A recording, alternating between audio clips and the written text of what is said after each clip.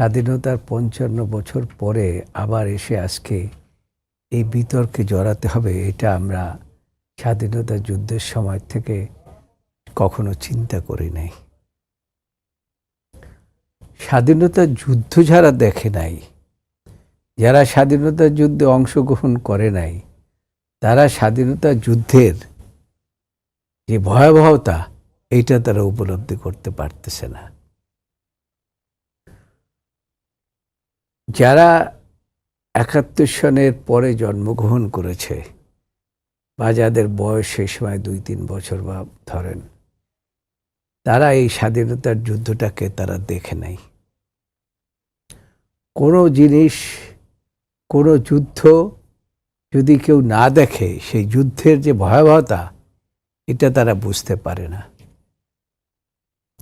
১৯৭১ সনে শহীদ রাষ্ট্রপতি জিয়াউর রহমান ২৬শে মার্চ স্বাধীনতা ঘোষণা করে যেভাবে যুদ্ধে ঝাঁপিয়ে পড়েছিলেন, সেই সময়টায় যারা এটাকে দেখেছে এবং জন্মগ্রহণ করেছে, অংশগ্রহণ করেছে, তারা এই স্বাধীনতার যুদ্ধটাকে এখনো ভুলতে পারে না।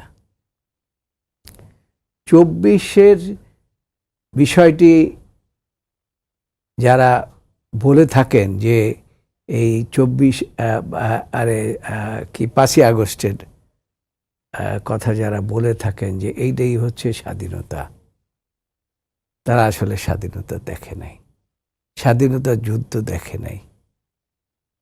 এটা হচ্ছে দীর্ঘ ১৭ বছর একটি রাজনৈতিক দল, বাংলাদেশ জাতীয়তাবাদী দল সহ সমস্ত বিরোধী দল, আওয়ামী লীগ সরকারি দল ছাড়া, জাতীয় পার্টি ছাড়া, সকলেই উপলব্ধি করতে পারছেন যে গণতন্ত্র হচ্ছে একমাত্র সমস্ত অর্থনীতি বলেন, রাজনীতি বলেন, সব কিছু উত্তরণের পথ।